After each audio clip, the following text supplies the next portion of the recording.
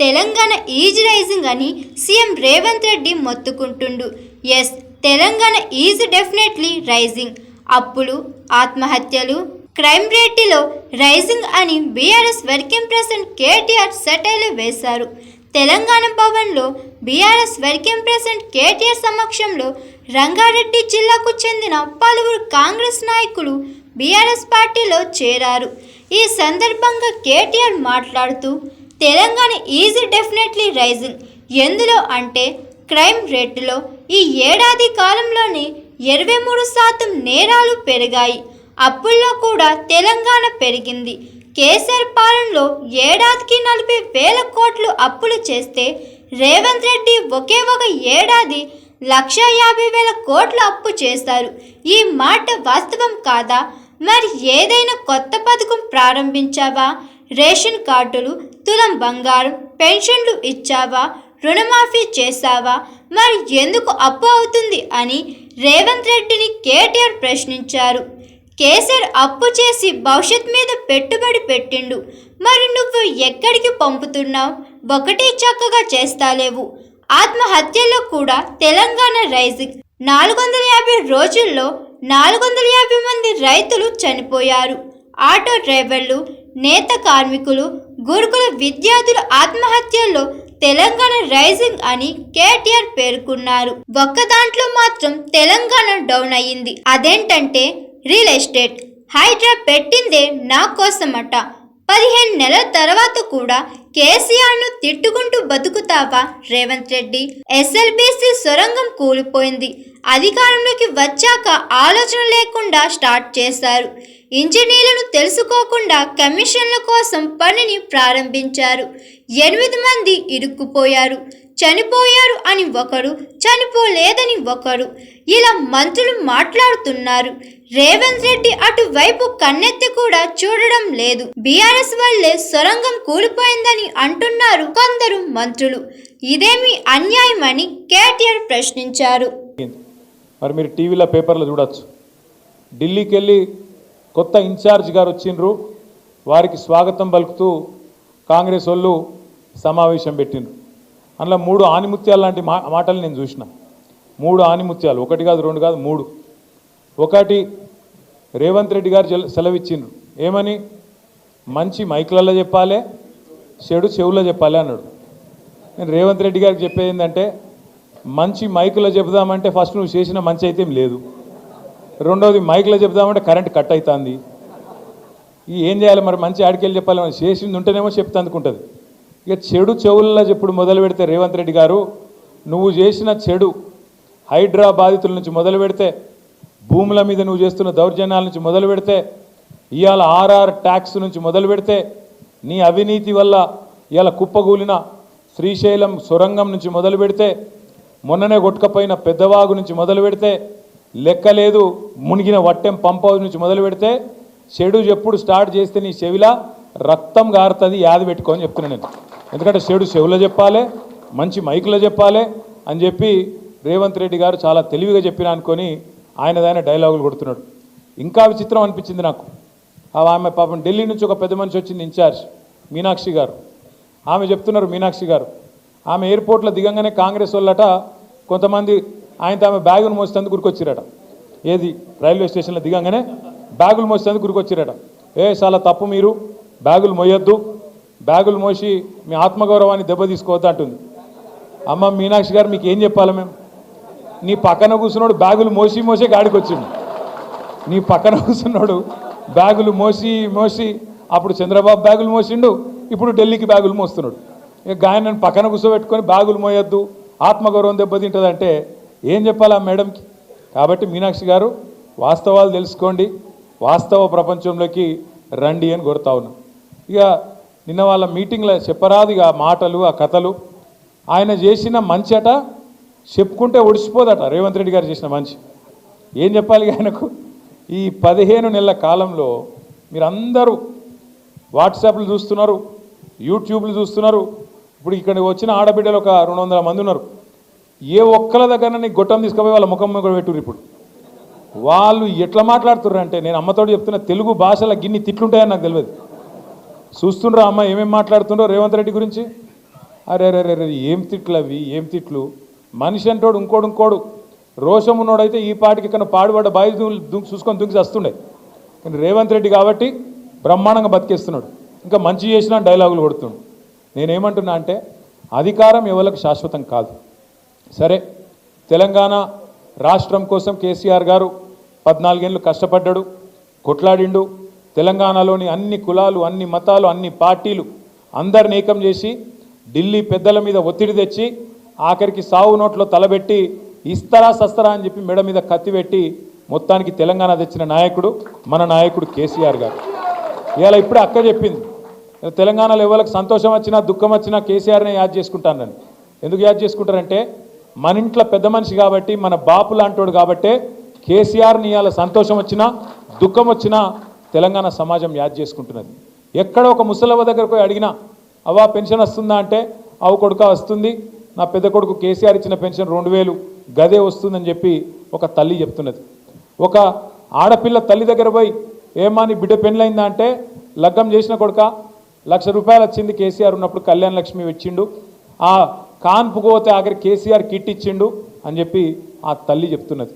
ఇట్లా ఏ ఒక్కరిని కదిపినా రైతు దగ్గర, ఏ రైతు దగ్గర కనబడి మీరు అన్న పడ్డాది రైతు బంధు అంటే ఎక్కడిది, వీడు పచ్చి జూటగాడు ఉన్నాడు, కేసీఆర్ ఉన్నప్పుడే బాగుండే, కేసీఆర్ ఉన్నప్పుడు బ్రహ్మాండంగా ఆడ నాట్లేసే టైంకు దన్న మంచిగా టింగు అనుకుంటా పైసలు పడుతుండే, ఇక ఈయన వచ్చినాక పైసలు లేవు, రైతు బంధు లేదు, ఏం లేదు అని చెప్పి రైతులు తిడతా ఉన్నారు. ఇక ముఖ్యమంత్రి గారికి టింగు అంటే పడది, ఆయనకు టింగు అంటే నచ్చదు. ఎందుకంటే కేసీఆర్ అదికి వస్తాడు, అందుకే కొత్తది కనిపెట్టిండు. ఏమంటాడు ఇప్పుడు ఆయన, టకీయా టకీ అంటాడు.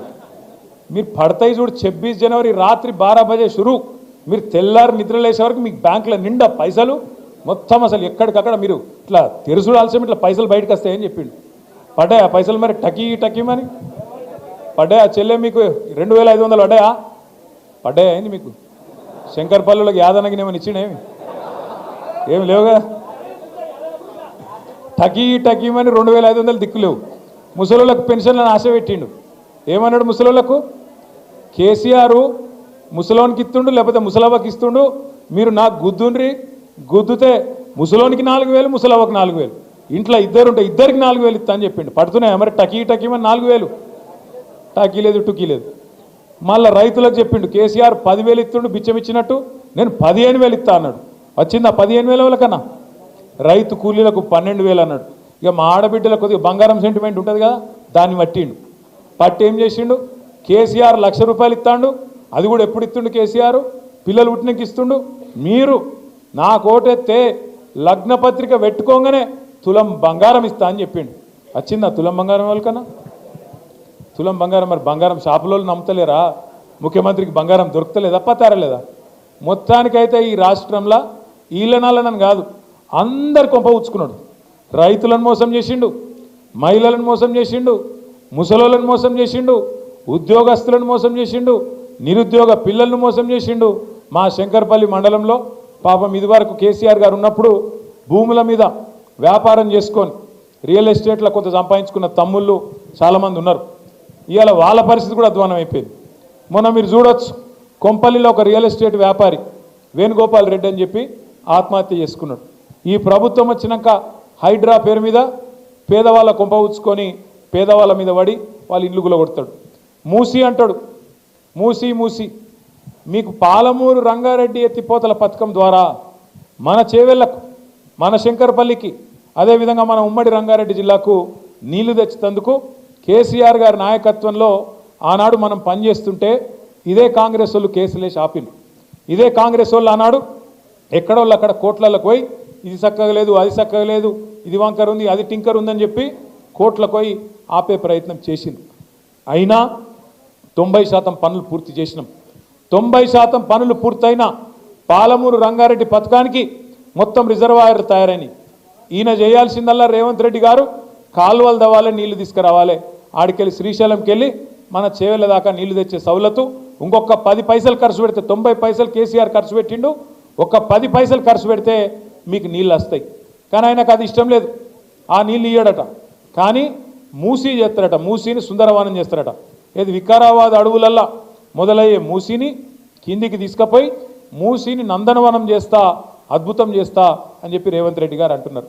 నేను అడుగుతా ఉన్నా, మూసీతోని పారే ఎకరాలెన్ని, మూసీతోని సాగయ్యే ఎకరాలెన్ని, దాంతో బాగయ్యే రైతులు ఎంతమంది, మూసీ వల్ల సృష్టించే సంపద ఎంత, దీనివల్ల ఏం జరుగుతుంది, ఈ రాష్ట్రానికి ఈ నగరానికి లాభం ఏంది అంటే సమాధానం చెప్పడు. ఎందుకంటే ఆయనకు స్పష్టత ఉంది. 90 పైసలు ఆల్రెడీ అక్కడ ఖర్చు పెట్టినాం పాలమూరు రంగారెడ్డి పొత్తుల పథకంలో. అది పూర్తి చేస్తే కూడా రేవంత్ రెడ్డికి పైసలు రావు, కమిషన్లు దొరికాయి.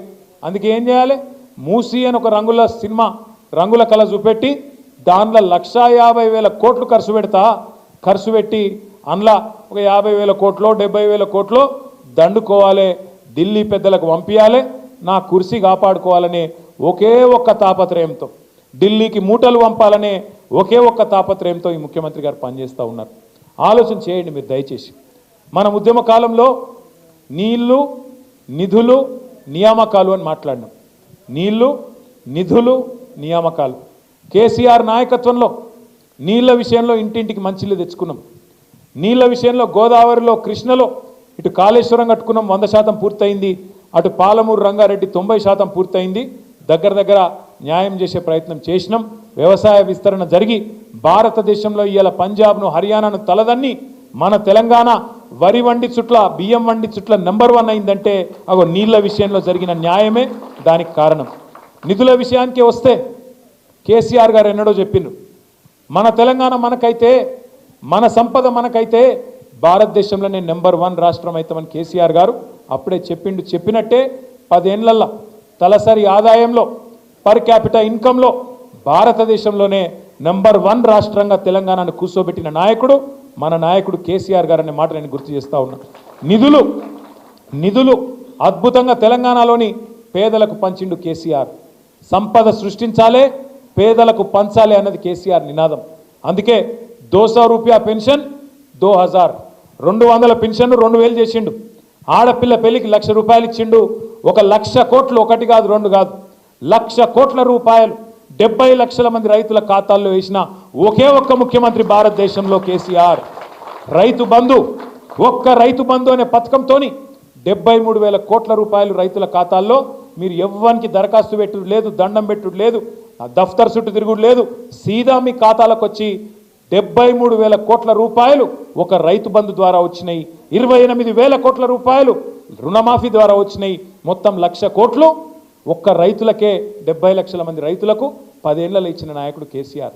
నిధులు, సంపద పెంచిండు, పేదలకు పంచిండు. నియామకాలు 2,32,000 ఉద్యోగాలు ప్రభుత్వ కొలువులు ఇచ్చిండు. 24 లక్షల ఉద్యోగాలు ప్రైవేట్ రంగంలో సృష్టించిండు కేసీఆర్.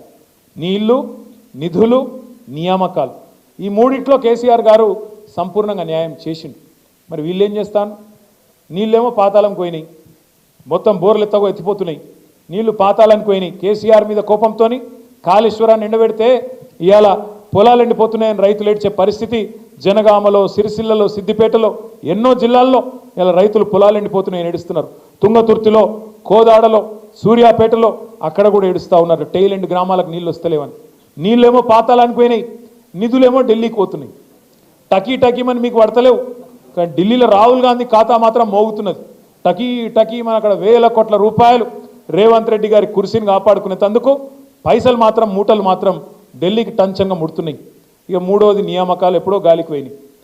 జాబ్ క్యాలెండర్ అన్నాడు, 2 లాఖ్ ఉద్యోగాలు అన్నాడు. రేవంత్ రెడ్డి చెప్తే నమ్మతలేరని రాహుల్ గాంధీని పట్టుకొచ్చిండ్రు. అశోక్ నగర్ చౌరస్తాలో కూర్చోబెట్టిండ్రు, ఛాయ్ దాయిపించిండ్రు, బావర్చిలో బిర్యానీ తినిపించారు. ఛాయ్ దాక్కుంటే రాహుల్ గాంధీ గారు చెప్పిండు, 2 ఉద్యోగాలు ఊడగొట్టుర్రి మీరు, కేసీఆర్ ఉద్యోగం, కేటీఆర్ ఉద్యోగం ఊడగొట్టుర్రి, ఊడగొడితే మీకు 2 లక్షల ఉద్యోగాలు ఇస్తా అని చెప్పిండు మొదటి సంవత్సరం. వచ్చినాయా మరి 2 లక్షల ఉద్యోగాలు? 6,000 ఉద్యోగాలు కూడా ఇయ్యలే.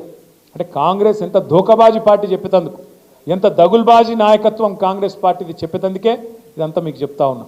ఇదంతా పరిస్థితి గిట్లుంటే రేవంత్ రెడ్డి గారు మొత్తుకుంటాను మైకులలో, తెలంగాణ ఈజ్ రైజింగ్ అట. తెలంగాణ ఎన్లా రైజింగ్?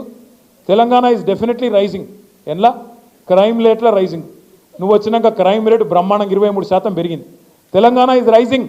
అప్పులలో బాగా పెరిగింది. గతంలో కేసీఆర్ గారు సంవత్సరానికి 40,000 కోట్ల అప్పు చేస్తే ఆ అప్పుతోని సంపద సృష్టించిండు, ఆ అప్పుతోని కరెంటు సమస్య పరిష్కారం చేసిండు, అప్పుతోని సాగునీరు తెచ్చిండు, ఆ అప్పుతోని ఇంటింటికి తాగునీరు ఇచ్చిండు. ఆ అప్పుతోని 32 మెడికల్ కాలేజీలు కట్టిండు, 1000 గురుకుల పాఠశాలలు పెట్టిండు. ఆ అప్పుతోని మరి తెలంగాణ రైతులకు 1,00,000 కోట్లు ఇచ్చిండు. నేను రేవంత్ రెడ్డిని అడుగుతున్నా, సంవత్సరానికి 40,000 కోట్ల రూపాయలు కేసీఆర్ ప్రభుత్వం అప్పు చేస్తే అప్పుల పాలు చేసిండని చెప్పి లబలబా అన్నావు. మరి నువ్వేం చేస్తున్నావు ఇవాళ? ఒకటే ఒక్క సంవత్సరంలో కేసీఆర్ ప్రభుత్వం 40,000 కోట్ల అప్పు చేస్తే నువ్వు సంవత్సరానికి 1,50,000 కోట్ల అప్పు చేసిన మాట వాస్తవం కాదా? పోనీ 1,50,000 కోట్ల అప్పు చేసినావు, ఒక్క కొత్త పథకం చాలు చేసినవా? ఒక్క ఇందిరమ్మ ఇల్లుకి ఇటుక పెట్టినవా? ఒక్క మనిషికి రేషన్ కార్డు ఇచ్చినవా? ఒక్కలకు తులం బంగారం ఇచ్చినవా? ఒక్క ఆడబిడ్డకు 2,500 ఇచ్చినవా? ఒక్క ముసలాయనకు 4,000 ఇచ్చినవా? రైతులకు రుణమాఫీ అన్న చక్కగా చేసినవా? ఏం చేసినావు? ఎందుకైతుంది అప్పు? మరి కేసీఆర్ అప్పు చేసిండంటే భవిష్యత్తు మీద పెట్టుబడి పెట్టిండు. కేసీఆర్ అప్పు చేసి భవిష్యత్తు మీద మంచిళ్ళ కోసం, కరెంటు కోసం, సాగునీటి కోసం, మన సంపద పెంచడం కోసం, రాష్ట్రాన్ని బాగు చేయడం కోసం అప్పు చేస్తే పేదోళ్ళకి ఇచ్చిండు. నువ్వేం చేస్తున్నావు? మరి ఆడికి పంపుతున్నావు పైసలు? 1,50,000 కోట్ల అప్పు చేసి ఒక్క పథకం చేయకపోతివి, ఒక్కటి చక్కగా ఒక్క కొత్త బిల్డింగ్ కట్టకపోతివి. మరి ఏడబోతున్నాయి పైసలన్నీ? దీనికి సమాధానం చెప్పడు. Telangana is rising. అప్పులలో పెరుగుతుంది, క్రైమ్ రేట్లో పెరుగుతుంది, ఆత్మహత్యల్లో పెరుగుతుంది. రేవంత్ రెడ్డి ప్రభుత్వం వచ్చినాక ఒక్క సంవత్సర కాలంలో ఈ 450 రోజులలో 450 మంది రైతులు రోజుకొక్కరు చొప్పున చచ్చిపోయింది. ఇప్పటికి ఆత్మహత్య ఒక గంటలో పెరుగుతుంది. ఆటో డ్రైవర్ల ఆత్మహత్యలు రైజింగ్, నేత కార్మికుల ఆత్మహత్యలు రైజింగ్, గురుకుల పాఠశాలల్లో పిల్లల ఆత్మహత్యలు rising. Yes, Telangana is rising. ఎలా రైజింగ్? ఆత్మహత్యల్లో, అప్పుల్లో, క్రైమ్ రేట్లో, ఇండ్ల మాత్రం రైజింగ్ అయింది. ఒక దానిలో మాత్రం డౌన్ అయింది. మీ శంకరపల్లి కొంప ఉచ్చుకున్నాడు, మొత్తం భూముల రేట్లు డౌన్ అయిందా కాదా? నేను చెప్పేది వాస్తవం కాదా? నాకు కూడా కొద్దిగా భూమి ఉన్నది జన్వాడలో. ఇక దానికి ఇక భూ ప్రపంచంలో ఎవరికి లేదట భూ, జన్వాడలో నాకే ఉందట భూమి. దాని ఎంబడ పడ్డాడు. సరే పడితే వాడు కూలగొట్టరా బాయ్, ఊకెళ్ళి వెళ్ళింది. హైడ్రా పెట్టిందే నా కోసం అట. హైడ్రా పెట్టి కూలగొడుతుందికే పెట్టిండట. కూలగొట్టుకోరా బాయ్, ఊకెళ్ళి వెళ్ళింది అని చెప్పిన. ఏం చేయాలి ఇక మరి గట్లా తయారైంది కథ. ఇంకా ఘోరం ఏంటంటే, వెనకటికి ఎవడో ముఖం బాగాలేక అద్దం బాల కొట్టుకున్నాడు. ఇప్పుడు నీకు అధికారం రానే వచ్చే, నువ్వే ముఖ్యమంత్రి అవుతుంది, నువ్వే రై మంది తిరగబడుతుంది, రోజు కనబడబడుతుంది టీవీల పేపర్లలో. మరి నేను అడుగుతున్నా రేవంత్ రెడ్డి గారు, 14-15 నెలల తర్వాత కూడా ఇంకా కేసీఆర్ని తిట్టుకుంటూనే బతుకుతావు? ఇక గాడ శ్రీశైలం సొరంగం కూలిపోయింది. ఏది రేవంత్ రెడ్డి అధికారంలోకి వచ్చినాక 15 నెలలకు ఆలోచన లేకుండా అర్థం పర్థం ఆగమాగం చాలు చేసిండాడు. ఆడ నీళ్ళు వచ్చి మొత్తం గందరగోళం ఉండి, బురద ఉండి, చక్కగా చూసుకోకుండా, ఇంజనీర్లను తెలుసుకోకుండా ఆగమాగం కమిషన్ల కోసం ఆయనతో పని చాలు చేసిండ్రు. ఏమైంది? 8 మంది వాళ్ళు ఇరుక్కపోయిండ్రు. ఒకడేమో చచ్చిపోయినట్టాడు కాంగ్రెస్ వాడు, ఆ 8 మంది చచ్చే పీకినట్టాడు. ఇంకోటేమో ఇంకా కాలే అంటాడు. రేవంత్ రెడ్డి ఇంతవరకు అటు మర్రి కూడా చూస్తలేడు. ఇంకొక మంత్రి ఏమో బీఆర్ఎస్ వాళ్ళు చేయబట్టే కూలిపోయింది అంటాడు. ఇది ఎక్కడి బాధ? 15 నెలల తర్వాత ఇవాళ అక్కడ సొరంగం కూలిపోతే బీఆర్ఎస్ వల్ల కూలిపోయిందంటే ఇది ఎక్కడ అన్యాయము? ఇక పోని కూలిపోయింది, ముఖ్యమంత్రి ఆడు చూడడు, కొంతమంది మంత్రులు పోతే మంత్రులు ఏం చేయాలి? ఆడ పోయి నిజంగా ఆ కార్మికుల కుటుంబాలకు ధైర్యం చెప్పాలి, ఏమన్నా అయితే మేము ఆదుకుంటామని చెప్పాలి, తప్పు జరిగిందని క్షమాపణ అడగాలి, మర్యాదగా మాట్లాడాలి. కానీ ఏం చెప్తారు వాళ్ళు? ఒకడేమో చేపల కూర తింటుడు. ఇక్కడ చేపలు బాగుంటాయి శ్రీశైలంలో, రేయు తిందామని వాడు ఒకటి తింటాడు. ఆడవాడు దాస్తుంటే వీడేమో తింటాడు. గత నీతి లేని వాళ్ళు మంత్రులు. ఇంకొక ఆయన ఇంకా విచిత్రం ఇది. ఇడ ఏం జరగలేదు, ప్రమాదం ఏమైందంటే నీళ్లు వాటర్ కలిసిందట. నీళ్లు వాటర్ కలిసిందిరా నాయన. గిసొంటోళ్ళు మంత్రులు, మన కర్మానికి రేవంత్ రెడ్డి ముఖ్యమంత్రి, గిసొంటోళ్ళు మంత్రులు. వీళ్ళ కథనేమో ఇట్లున్నది. కాంగ్రెస్ వాళ్ళ కథ, కాంగ్రెస్ వాళ్ళ అందం గిట్లుంది. బీజేపీ వాళ్ళు వాళ్ళకైతే మొక్కాలి. మీ ఎంపీ ఉన్నాడు ఒక ఆయన ఏం చెప్తుండో మాకైతే తెలియదు. ఎందుకంటే 8 మంది గెలిచారు బీజేపీ వాళ్ళు. రూపాయి వచ్చిందా తెలంగాణకు? మోడీ గారి ప్రభుత్వం 11 ఏళ్ళ నుంచి ఉన్నది ఇవాళ దేశంలో. ఏమిచ్చింది తెలంగాణకు? ఏం ముఖం పెట్టుకొని ఓట్లు అడుగుతారు? ఎంతసేపు దేవుని పేరు మీద ఓట్లు అడుగుడేనా? అక్షింతలు వంచాలి, ఓట్లు అడగాలి, ఓట్లు డబ్బాలు వేసుకున్నాక మళ్ళీ అవతల పడాలి, తర్వాత ఇక పత్తలేరు. అరే బడ్జెట్లో రూపాయి ఇచ్చింది లేదు, ఒక స్కూల్ ఇయ్యవు, ఒక కాలేజీ ఇయ్యవు, ఒక పరిశ్రమ ఇయ్యవు, ఏది ఇయ్యవేందా అంటే మళ్ళీ ఏమనంటే నువ్వు దేవద్రోహి, దేశద్రోహి, నువ్వు ధర్మద్రోహి, ఈ ద్రోహి, ఆ ద్రోహి. ఇంతేనా? ఇక తెలంగాణకి చూడలేదా? ఆఖరికి ఆ చేవెళ్ళ రోడ్డు జాతీయ రహదారి, దాని మీద మన పెద్ద యాక్సిడెంట్ అయింది. కేసీఆర్ ప్రభుత్వం వచ్చినాక ఆ రోడ్డును విస్తరించాలని చెప్పి చాలా తంటాలు పడ్డాం. అక్క కూడా పాపం బాగా కష్టపడ్డది.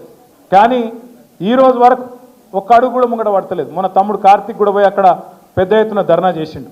వెంటనే రాష్ట్ర ప్రభుత్వం పూనుకోవాలి, ఆ భూసేకరణ చేయాలి, ప్రాణాలు కాపాడాలని చెప్పి మన పార్టీ వాళ్ళందరూ కలిసి బ్రహ్మాండంగా ధర్నా కూడా చేశారు. నేను మిమ్మల్ని ఒకటే కోరుతున్నాను, ఏనాటికైనా పెద్దలు చెప్పిన ఒక మాట వాస్తవం, ఎట్టి పనికైనా మట్టి పనికైనా మనోడే ఉండాలి. ఎట్టి పనికైనా మట్టి పనికైనా మనోడే ఉండాలి. ఏనాటికైనా కేసీఆర్కు తెలంగాణ మీద ఉండే ప్రేమలో, కేసీఆర్కు తెలంగాణ మీద ఉండే ప్రేమలో 1% కూడా కాంగ్రెస్ వానికి బీజేపీ వానికి ఉంటుందా మీరు ఆలోచన చేయాలి. ఎన్నటికైనా ఈ రాష్ట్రానికి, ఈ రాష్ట్ర ప్రజలకు, రాష్ట్ర ప్రయోజనాలకు శ్రీరామ రక్ష ఖచ్చితంగా కేసీఆర్ నాయకత్వం తప్ప బీజేపీ వంతోని కాంగ్రెస్ వంతోని ఎన్నటికీ కూడా ఏం కాదు. మీరు యాద పెట్టుకోవాలి. ఇలా 8 మంది కాంగ్రెస్ ఎంపీలు, 8 మంది బీజేపీ ఎంపీలు ఉన్నా రాష్ట్రానికి వచ్చింది గుండు సున్నా అంటే ఖచ్చితంగా అక్కడ కొట్లాడేటోడు లేకపోవడం, ఆడ కేసీఆర్ దళం, కేసీఆర్ బలం, కేసీఆర్ గలం లేకపోవడమే దానికి కారణం. ఇలా మనోళ్ళని మనమే ఓడించుకొని మంది ముంగట దరఖాస్తులు పెట్టే దౌర్భాగ్యం మనకెందుకు? మనోళ్ళని ఒడగొట్టుకోవాలి, ఎంపీలను వేరే వాళ్ళని పంపాలి, ఆగమాగమై మళ్ళీ వాళ్ళ కడవై దరఖాస్తు పెట్టాలి. అన్న ఇది కావాలి, అది కావాలి. అదే మనోడు ఉన్నాడు అనుకో, బరాబర్ అడుగుతాం, అన్న ఇది కావాలి అంటాం. అదే వాడనుకో, సారు ఇది కావాలని అడగాలి. అందుకే నేను అనేది, దయచేసి భవిష్యత్తులో అక్క చెప్పినట్టు అది పంచాయతీ ఎన్నికైనా పార్లమెంట్ ఎన్నికైనా ఎగరాల్సింది గులాబీ జెండానే. అట్లయితేనే తెలంగాణ నిలుస్తుంది, తెలంగాణ గెలుస్తుంది. తెలంగాణ రేపటి రోజున మళ్ళీ భారతదేశంలో అవ్వల్ దర్జాగా నెంబర్ 1 స్థానంలో ఉండాలి అంటే మళ్ళా కేసీఆర్ గారు తిరిగి మీ ఆశీస్సులతో, మీ దయతో ముఖ్యమంత్రి కావాలి. మా ఆడబిడ్డలను ముఖ్యంగా నేను కోరుతున్నా, మళ్ళీ ఎలక్షన్ రాగానే ఉత్తర కాంగ్రెస్ వాళ్ళు అక్క అంటారు, చెల్లె అంటారు, వదినే అంటారు, కోడలు అంటారు, ఇక వరుసలు కలుపుతారు. మళ్ళీ మిమ్మల్ని ఆగమాగం చేసే కథ పెడతారు. ఇందిరమ్మ ఇల్లు వచ్చింది అంటారు. ఆగం కాకుండ్రి. వీళ్ళు ఖచ్చితంగా మొన్న మోసం చేసినట్టే మళ్ళీ మోసం చేసి డబ్బల ఓట్లు వేయించుకోవాలని చూస్తాను. వాళ్ళు మళ్ళీ ఓట్ల తర్వాత ఎవడు మళ్ళీ 4 ఏళ్ళు కనబడాడు. తప్పకుండా అందుకే జాగ్రత్తగా ఉందాం. మన ఇంటి పార్టీ, మన తెలంగాణ పార్టీ, మన బీఆర్ఎస్ పార్టీని గెలిపించుకొని ఖచ్చితంగా పంచాయతీ ఎన్నికైనా పార్లమెంట్ ఎన్నికైనా కేసీఆర్ గారి నాయకత్వాన్ని బలపరుద్దామని చెప్పి మీ అందరు కూడా విజ్ఞప్తి చేస్తూ, తమ్ముడు గోవర్ధన్ ఎంబడ వచ్చిన సీనియర్ నాయకులు, మాజీ సర్పంచులు ఉన్నారు, కౌన్సిలర్లుగా పోటీ చేసిన వాళ్ళు ఉన్నారు, ఉప సర్పంచులు, ఎంపీటీసీలు చాలామంది ఉన్నారు. వారందరికీ కూడా స్వాగతం. ఒక పని చేద్దాం, ఒక్క సైడ్కి వెళ్ళి వస్తే అందరు కండువాలు కప్పచ్చు, ఎందుకంటే మళ్ళీ లేకపోతే ఆగమాగం అవుతుంది. కాబట్టి దయచేసి ఇట్లా రాండ్రి, ఇట్లా పోదాం. మీ అందరికి కూడా మరి పేరున స్వాగతం తెలియజేస్తూ జై Telangana. Hi, this is Swathi. Like చేయండి, షేర్ చేయండి, కమెంట్ చేయండి అండ్ సబ్స్క్రైబ్ చేయండి GR TV. Hi, this is Monica. Please like, share and subscribe GR TV.